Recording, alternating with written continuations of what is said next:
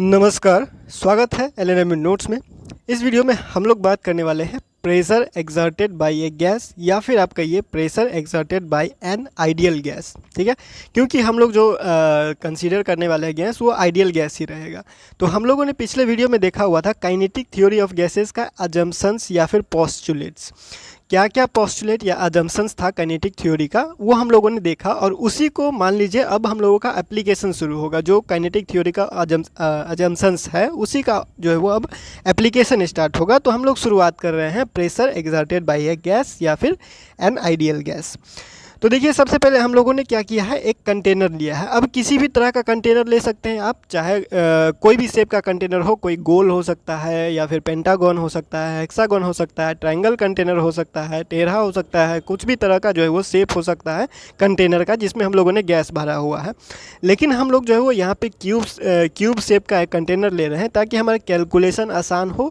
इस पर जो है वो मैथमेटिकल जो है वो ऑपरेशन करना थोड़ा आसान रहता है। तो इस तरह से हम लोगों ने क्या किया हुआ है, एक कंटेनर ले लिया है क्यूब शेप का। अगर पहला फिगर पे आए तो पहला फिगर में हम लोगों ने जो कंटेनर लिया है उसको हम लोगों ने नाम दिया है ABCDEFGH। ठीक है, सब हर साइड को जो है वो हम लोगों ने नाम दे दिया है ताकि हम लोग को ये लिखने में आसानी हो या फिर इसको अगर बाद में ज़रूरत पड़े तो कहने में आसानी हो कि कौन सा कंटेनर लिया हुआ है हम लोगों ने। तो ABCDEFGH नाम का एक कंटेनर लिया हुआ है जो कि एक क्या है, क्यूबिकल शेप का है। और उसमें हम लोगों ने कौन सा गैस भरा हुआ है, ये जितना गैस मॉलिक्यूल्स है ये सब किसका है, आइडियल गैस का है। ये इसमें हम लोगों ने आइडियल गैस भरा हुआ है।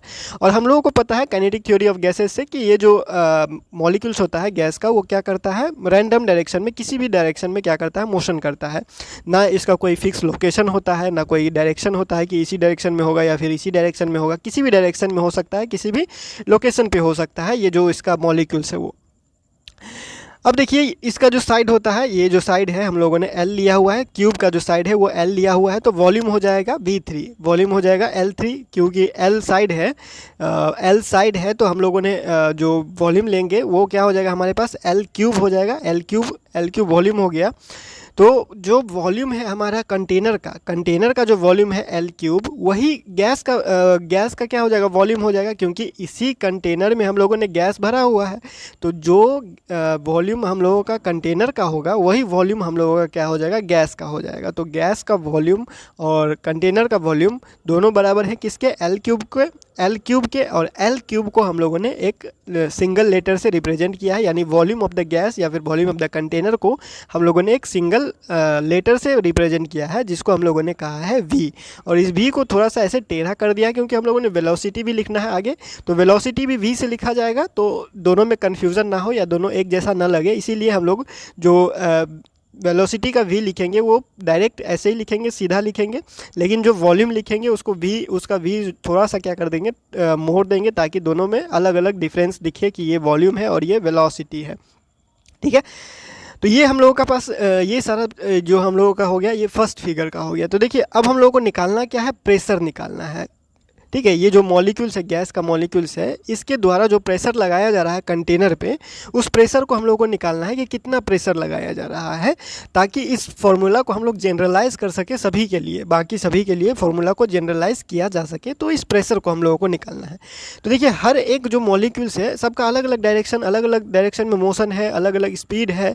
ठीक है, तो हर एक को एक साथ निकालना तो मुश्किल होगा। हर एक को एक साथ, हर एक का प्रेशर मतलब सबका एक साथ प्रेशर निकालना तो मुश्किल होगा।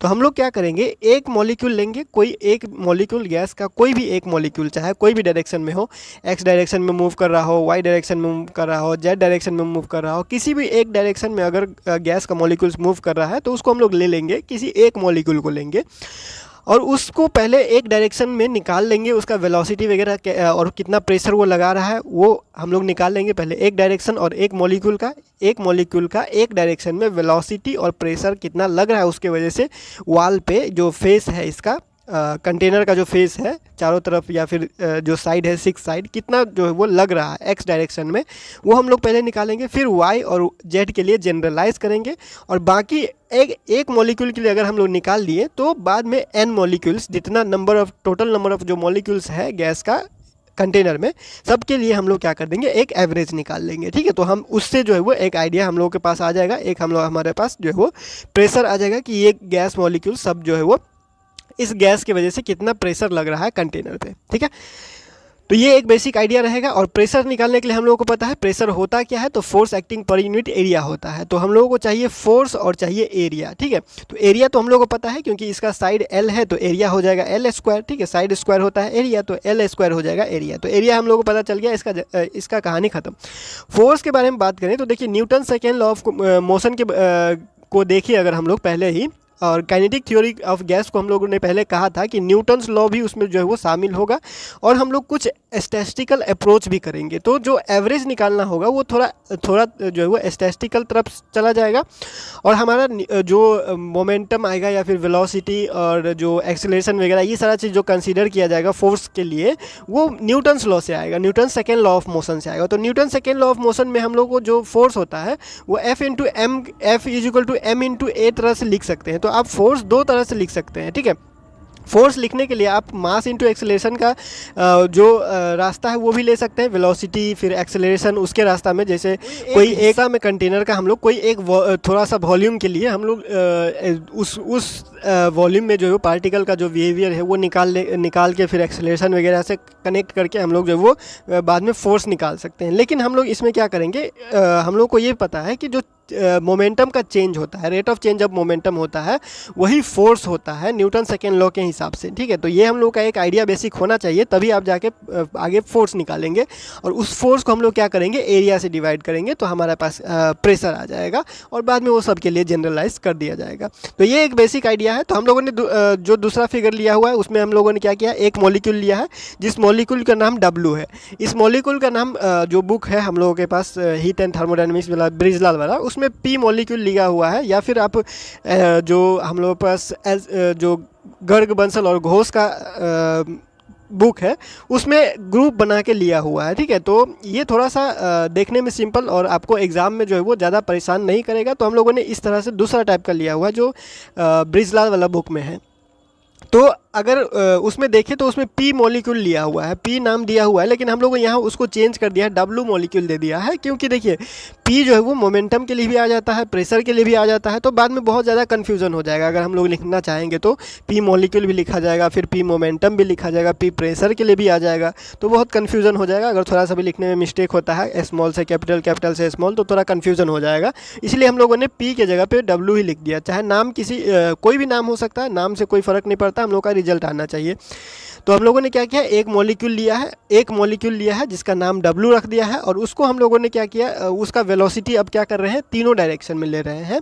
उसका जो कंपोनेंट होगा उस वेलोसिटी उस पार्टिकल का, इस W पार्टिकल का वेलोसिटी का जो कंपोनेंट होगा तीनों डायरेक्शन में म्यूचुअली परपेंडिकुलर आप कहिए, तो हमारे पास क्या हो जाएगा, उसका वेलोसिटी अगर हम लोगों ने V लिया है, वेलोसिटी अगर V1 लिया है, पहला पार्टिकल है तो वेलोसिटी V1 लिया है, ठीक है। पहला पार्टिकल का वेलोसिटी V1 लिया हुआ है, तो x डायरेक्शन में उसका कंपोनेंट हो जाएगा V1x, y डायरेक्शन में इसका कंपोनेंट हो जाएगा V1y और z डायरेक्शन में सिमिलरली हो जाएगा V1z।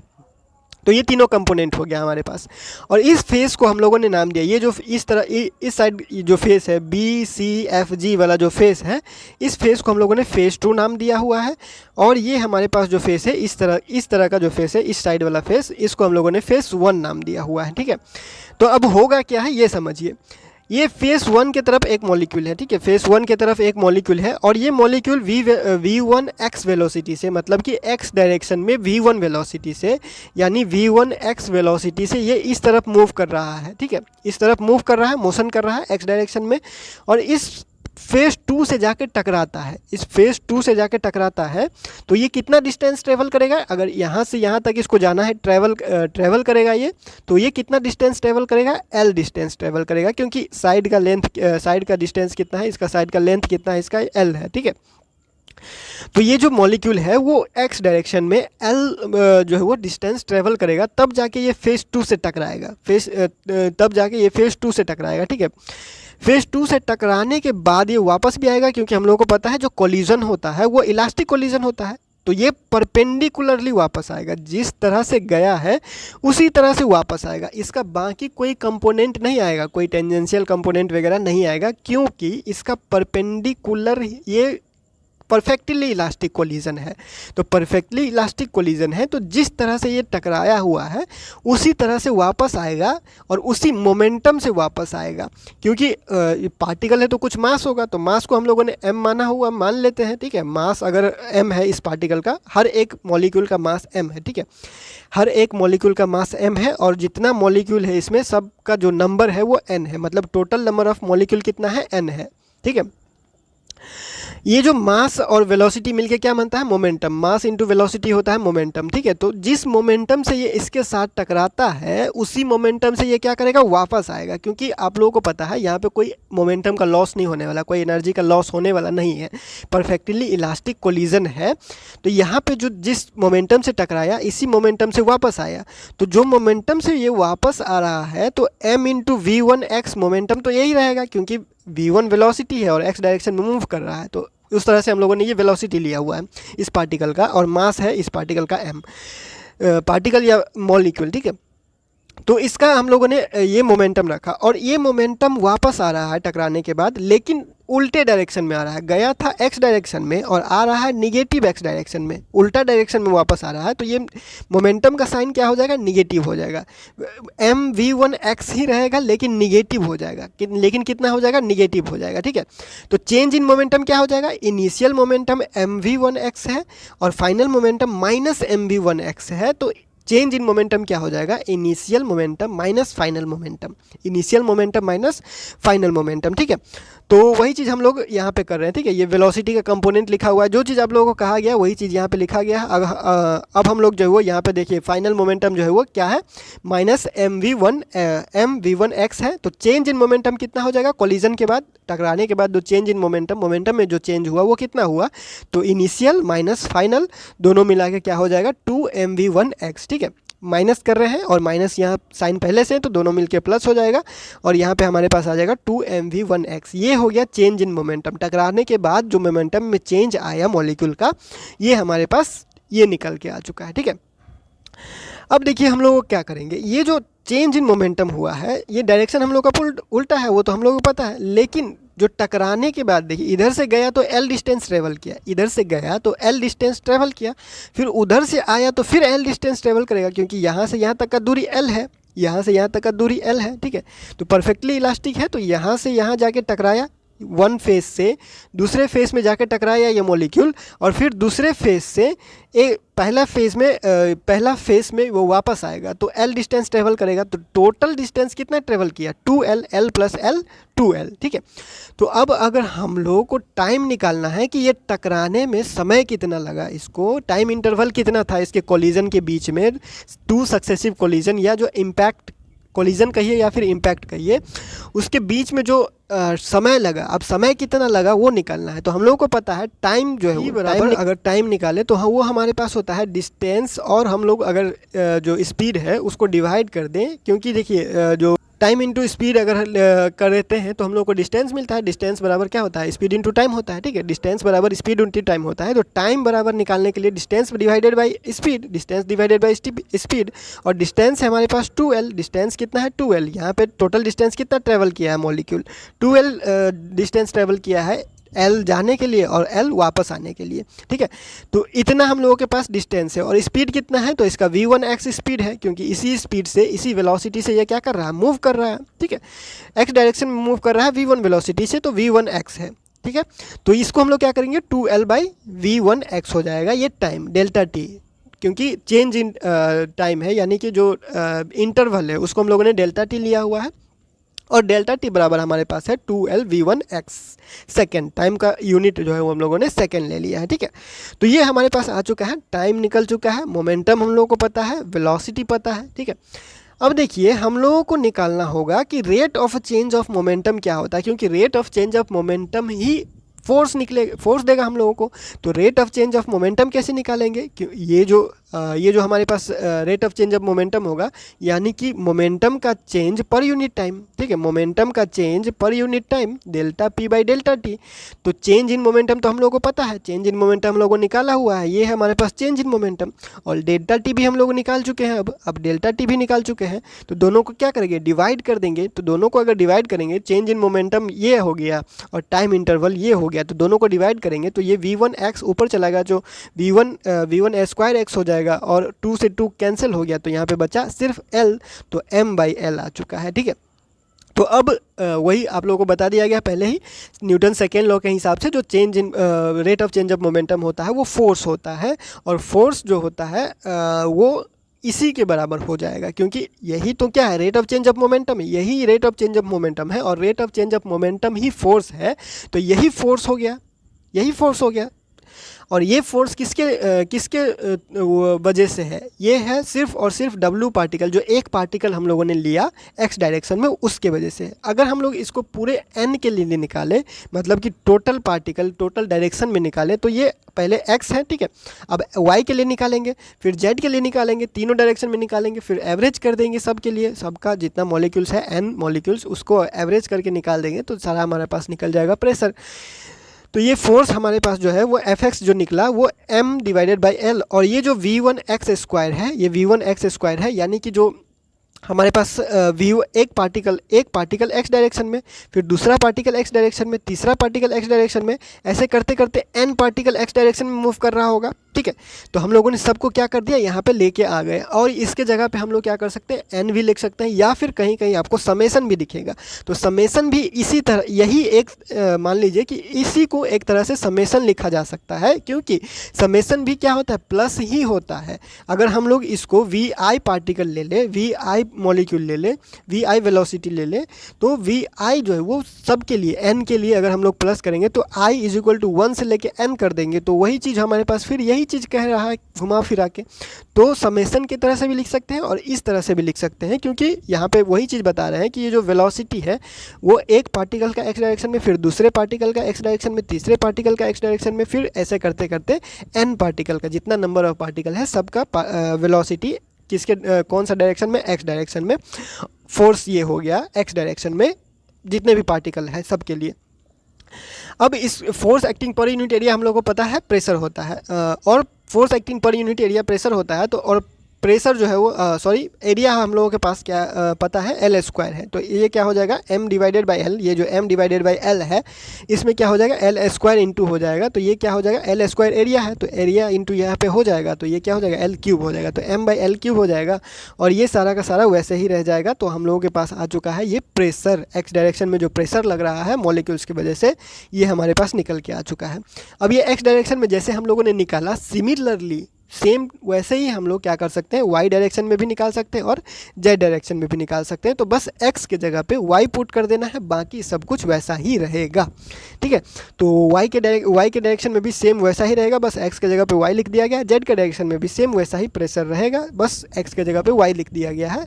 ये आप लोगों के आसानी के लिए किया जा रहा है, ताकि एग्ज़ाम में बहुत आसान से आप कर सकते हैं। अगर आपको एक आइडिया पता है कि कैसे यहाँ पे काम कर रहा है चीज़, तो आप लोग खुद से डिराइवेशन इसका कर सकते हैं। और भूलने वाला जब भी कभी बात आएगा, तो आप फिगर अगर ठीक से बना लेते हैं तो फिगर से ही आप डिराइवेशन कर पाएंगे, थोड़ा थोड़ा करके ही, अगर भूल भी जाते हैं तो, ठीक है।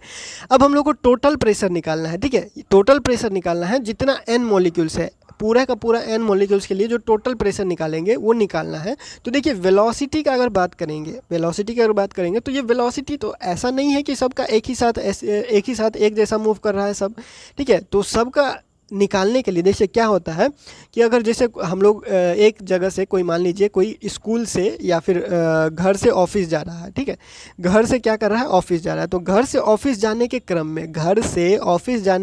में क्या करता है, वो किसी गाड़ी से जा रहा है या फिर किसी चीज़ से जा रहा है, तो रास्ता में कितने बार उसका स्पीड कम और ज़्यादा होता है। कभी मान लीजिए कभी 20 के एवरेज पे जा रहा है, कभी 30 के एवरेज पे जा रहा है, कभी 40 के एवरेज पे जा रहा है, फिर कभी 45 या 50 के एवरेज पे जा रहा है, ठीक है। इतना स्पीड उसका बीच बीच में कम ज़्यादा होते हुए वो क्या करता है, घर से ऑफिस चला जाता है। तो अगर हम लोग को पूछे कि तुम कितना स्पीड से आया हुआ है, तो हम लोग इतना गिनती तो नहीं करते रहेंगे कि इतना से इतना तक हम 20 के स्पीड में आए, फिर इतना से इतना तक हम 30 के स्पीड में आए, फिर 35 के स्पीड में आए, ऐसे तो नहीं करेंगे। हम लोग एक एवरेज बताते हैं। हम लोग क्या करते हैं, एक एवरेज बताते हैं, यानी 20 + 30 + 40 + 50 कर देते हैं और डिवाइडेड बाय जितना नंबर होता है उतना, डिवाइडेड बाय जितना नंबर होता है उतना कर देते हैं। यानी 1 2 3 4 5, अगर 50 तक लेते हैं तो मान के चलिए 4 नंबर हुआ, तो डिवाइडेड बाय 4 कर देते हैं। ऐसा हम लोगों ने बेसिक एवरेज जो है वो पहले पिछले क्लास में पढ़ा हुआ है, एवरेज ऐसे निकालते हैं। तो वही काम हम लोग करेंगे। हम लोग क्या करेंगे, तीनों डायरेक्शन में जो प्रेशर है उनको हम लोग क्या करेंगे, एक एवरेज लेंगे और इस एवरेज को हम लोग आगे बढ़ाएंगे और जनरलाइज करेंगे। तो हम लोग क्या करिए, पी एक्स डायरेक्शन में जो प्रेशर है उसको लिखे, प्लस किए पी वाई डायरेक्शन में और पी जेड डायरेक्शन को, तीनों हम लोगों ने क्या किया, प्लस किया। अब हम लोग क्या करेंगे, हम लोग को एक जनरलाइज करना है। तो देखिए V1 वाले जो सिंगल पार्टिकल है, मतलब एक पार्टिकल का एक्स डायरेक्शन में प्रेशर, पहला पार्टिकल का ही वाई डायरेक्शन में प्रेशर और वेलोसिटी, और ये जो है वो मतलब कि जेड डायरेक्शन में, मतलब एक पार्टिकल के वजह से एक्स डायरेक्शन में भी, वाई डायरेक्शन में भी और जेड डायरेक्शन में भी जो वेलोसिटी है उसके वजह से जो प्रेशर लग रहा है उसको एक साथ रख दिए। फिर दूसरे पार्टिकल V2 पार्टिकल के वजह से जो लग रहा है उसको एक साथ रख दिए, यानी कि V1 पार्टिकल वाला का जो कहानी है उसको एक साथ रखें, V2 पार्टिकल की वजह से जो कहानी है उसको एक साथ रख दिए, और V3 पार्टिकल के साथ जो कहानी है उसको हम लोगों ने क्या किया, तीसरा ग्रुप में रखा। ऐसे करते करते Vn पार्टिकल का जो कहानी रहेगा उसको इसी तरह से हम लोग क्या करेंगे, बांट दिए हैं, एक साथ रख दिए हैं। V1 का तीनों डायरेक्शन में एक साथ, V2 का तीनों डायरेक्शन में एक साथ, V3 का तीनों डायरेक्शन में एक साथ, फिर Vn का, ऐसे करते करते हम लोग जो है वो पुट किए। अब इसको हम लोग क्या करेंगे, ये जो V1 x direction, y direction और जेड डायरेक्शन में है उसको हम सिर्फ और सिर्फ V1 स्क्वायर मान लेंगे, और इसको सिर्फ V2 स्क्वायर मान लेंगे, और इसको सिर्फ Vn स्क्वायर मान लेंगे, इसको सिर्फ V3 स्क्वायर मान लेंगे, ताकि हमारा कैलकुलेशन आसान हो, इतना झमेला हम लोगों को देखने को ना मिले कॉपी में। ठीक है, तो हम लोग क्या कर दिए, लेट कर दिए सबको, V1 square, V2 square, V3 square dot Vn square, n molecules के लिए। ठीक है, अब हम लोग क्या कर दिए, उसी चीज़ को हम लोगों ने फिर से पुट किया हुआ है, उसी चीज़ को हम लोगों ने पुट किया हुआ है। ये 3 कहाँ से आया, तो ये एवरेज वाला 3 है, और m डिवाइडेड बाई L³ तो पहले से आया हुआ है, प्रेशर से ही आया हुआ है, क्योंकि वो क्या था, force acting per unit area था L² और L पहले से था तो L³ हो गया, और 3 जो हम लोगों ने PX + PY + PZ किया डिवाइडेड बाई 3 एवरेज निकाला हुआ था, तो उस समय से ये आ गया। अब हम लोग क्या करेंगे, देखिए यहाँ पे हम लोगों को अगर एवरेज के बारे में बात करें, एवरेज हम लोगों के बारे में बात करें, तो देखिए यहाँ पे ये थोड़ा सा मिस्टेक है, इस स्टेप को स्किप कर सकते हैं आप। हम लोग क्या करेंगे, रूट मीन स्क्वायर निकालेंगे, रूट मीन स्क्वायर वेलोसिटी निकालेंगे। तो रूट मीन स्क्वायर वेलोसिटी जब निकालते हैं तो उसमें मीन आता है, और जब मीन अगर हम लोग अलग से निकालें, अगर मीन अलग से निकालें या जब एवरेज निकालने के बारे में बात करते हैं, तो हम लोगों ने कहा था कि ये जो है n, हम लोगों ने n तक लिया हुआ है, तो ये डिवाइडेड बाय n होगा। ये जितना नंबर तक लेते हैं उतना नंबर यहाँ पे आता है, तो n तक लिया हुआ है तो n हमारे पास आया है। चाहे यहाँ पे क्या हुआ है, ये इस तरह से लिख दिया गया है कि n से डिवाइड कर दिया, n से मल्टीप्लाई कर दिया, तो ये बराबर हो गया। ये स्टेप आप स्किप कर सकते हैं, ये थोड़ा सा यहाँ पे कन्फ्यूजन हो सकता है, यहाँ पे जो ये हो सकता है कि ये यहाँ पे अलाउड ना हो, तो इस स्टेप को हम लोग क्या करते हैं, स्किप करेंगे। हम लोग डायरेक्ट वही चीज़ हम लोग लिखेंगे, ये V स्क्वायर नहीं लिखा जाएगा, सिर्फ VRMS है। ठीक है, ये रूट मीन स्क्वायर वेलोसिटी है, VRMS, V स्क्वायर नहीं लिखा जाएगा। PDF में आपको सही कर दिया जाएगा, जो PDF आपको टेलीग्राम पे भेजा जाता है 1-2 दिन बाद वीडियो के अपलोड होने के, उसमें जो है वो ये करेक्शन जो है वो ठीक करके तब अपलोड किया जाएगा। ठीक है, तो हम लोगों ने क्या किया, लेट किया, VRMS एक रूट मीन स्क्वायर वेलोसिटी है। ठीक है, और वो हम लोगों के पास इतना रहता है, इतना हम लोग निकालेंगे। ये जो हमारे पास वेलोसिटी है, ये वेलोसिटी है रूट मीन स्क्वायर वेलोसिटी, इसको हम लोग क्या कर दिए, रूट लगा दिए। ये देखिए रूट मीन स्क्वायर वेलोसिटी कहने का मतलब क्या है, ये हो गया, देखिए वेलोसिटी का स्क्वायर है, और इसका मीन हुआ ये पूरा, इसका मीन हुआ पूरा, और इसको रूट में ले लिए, तो root mean square, root mean square, ठीक है। ये वेलोसिटी का स्क्वायर होगा, फिर n का स्क्वायर मत कर दीजिएगा, गड़बड़ हो जाएगा। तो रूट हो गया हमारे पास ये टोटल, फिर मीन हम लोगों ने निकाला, और वेलोसिटी का क्या है यहाँ पे स्क्वायर है, तो रूट मीन स्क्वायर, ठीक है। और अगर ये स्क्वायर रूट को हम लोग इधर भेज दें, इस स्क्वायर रूट को अगर इधर भेज दें या फिर दोनों तरफ स्क्वायर से मल्टीप्लाई कर दें, तो हमारे पास V square R M S is equal to, मतलब कि जो हमारा रूट मीन स्क्वायर वेलोसिटी है वो हमारे पास इतना निकल के आएगा। अब इसके जगह पे ये जो टोटल है हमारे पास, ये टोटल है कहाँ पे, यहाँ पे देखिए, ये टोटल हमारे पास इतना है, ये टोटल हमारे पास क्या है, इतना है। तो इसके जगह पे हम लोग क्या कर सकते हैं, वी आर एम एस लिख सकते हैं, V square R M S आप यहाँ पे लिख सकते हैं, तो V square R M S यहाँ पे लिख सकते हैं। ये बार हटा दीजिएगा, ये एवरेज के लिए लिखा गया था, लेकिन एवरेज हम लोगों ने पहले ही root mean square V R M S ही लिख दिया हुआ है डायरेक्ट, तो एवरेज लिखने का यहाँ पे कोई ज़रूरत नहीं है। तो ये भी करेक्शन कर दिया जाएगा, ठीक है। तो देखिए ये हमारे पास आ चुका है प्रेशर। अब यही हमारा प्रेशर है। अब इस प्रेशर को अलग अलग तरीक़ा से लिख सकते हैं, वॉल्यूम में, डेंसिटी के रूप में, जिस तरह से आप लिखना चाहें। अगर बुक को देखें तो बुक में ऐसे लिखा होता है 1/3 रो एन स्क्वायर, या फिर एम एन सी स्क्वायर, या वी स्क्वायर, जिस तरह से आप देखना चाहें उस तरह से। जो वेलोसिटी वहाँ पे माना रहता है उसी तरह से, और जो उसमें वेलोसिटी लिखा हुआ रहता है वो एक एवरेज होता है, रूट मीन स्क्वायर वेलोसिटी होता है, ठीक है। तो ये हमारे पास प्रेशर निकल गया। अगर ये एल क्यूब को हम लोग देखें तो एल क्यूब क्या है, वॉल्यूम है, वी हम लोगों ने पहले ही कहा था, तो इसके जगह पे वी लिख देंगे, इसके जगह पे वी लिख देंगे।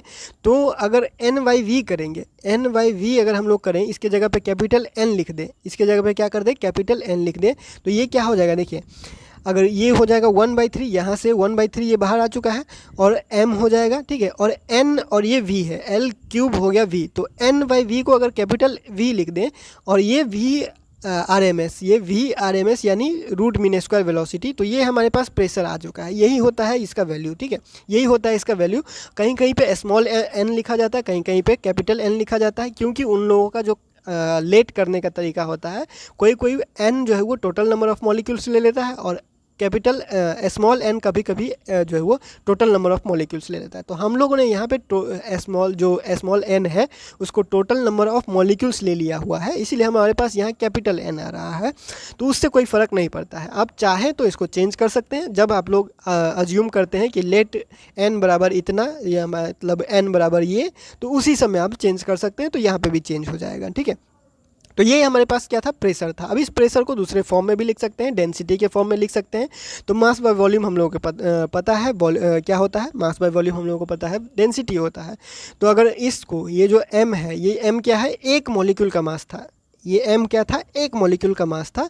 इसको अगर n total number of molecule से क्या कर दे, टोटल नंबर ऑफ मॉलिक्यूल से मल्टीप्लाई कर दे, तो ये क्या हो जाएगा, मास ऑफ द गैस हो जाएगा। वॉल्यूम v में जितना गैस है सबका मास हो जाएगा, क्योंकि ये एक का मास है और इतना मॉलिक्यूल है, एक का मास m है और total number of molecules n है, तो दोनों को मल्टीप्लाई कर देंगे तो टोटल का मास आ जाएगा, तो m हो जाएगा, और m बाई वी क्या हो जाएगा, डेंसिटी हो जाएगा। तो उस हिसाब से हम लोग क्या कर सकते हैं, यहाँ पे क्या कर दिया गया, डेंसिटी के रूप में लिख दिया गया है। और यहाँ पे हमारे पास इसी चीज़ को, ये प्रेशर का जो है वो हमारे पास क्या आ चुका है, एक्सप्रेशन आ चुका है। और इसको अगर हम लोग देखें, अगर रिजल्ट देखना चाहें कि ये रिलेट किससे करता है, तो मैक्रोस्कोपिक प्रॉपर्टी जो प्रेशर एंड वॉल्यूम है, प्रेशर और वॉल्यूम जो होता है वो मैक्रोस्कोपिक प्रॉपर्टी होता है, जिसको ये माइक्रोस्कोपिक प्रॉपर्टी के साथ रिलेट कर रहा है, मास और आरएमएस वेलोसिटी के साथ। अगर आरएमएस वेलोसिटी को देखें तो ये डायरेक्टली रिलेटेड है किसके, प्रेशर ऑफ द गैस के, यानी कि जिस तरह से वेलोसिटी चेंज होगा उस तरह से प्रेशर चेंज होगा। जिस तरह से ये root mean square velocity change होगा उसी तरह से ये क्या होगा, प्रेशर, उसी के हिसाब से क्या होता है, प्रेशर चेंज होता है। प्रेशर जो होता है, प्रेशर और यहाँ रूट मीन स्क्वायर में एक जो डिफरेंस है, मेन डिफरेंस, वो क्या है, ये वॉल्यूम जो होता है, ये जो वेलोसिटी है, ये जो वेलोसिटी है आरएमएस वेलोसिटी, ये एक मॉलिक्यूल का है, ये प्रत्येक मॉलिक्यूल का, ईच मॉलिक्यूल का है। और ये जो प्रेशर है ये पूरे टोटल प्रेशर है, मतलब कि पूरा गैस का मॉलिक्यूल्स जो है उसके द्वारा जो प्रेशर लगाया जा रहा है वो है, ठीक है। तो प्रेशर पूरे सिस्टम के लिए है, वॉल्यूम एक के लिए है, सॉरी ये जो वेलोसिटी है वो सिर्फ एक के लिए है, ठीक है। तो फिलहाल इस वीडियो में इतना ही, मिलते हैं अगले वीडियो में अगले अपडेट के साथ LNME नोट्स के यूट्यूब चैनल पे।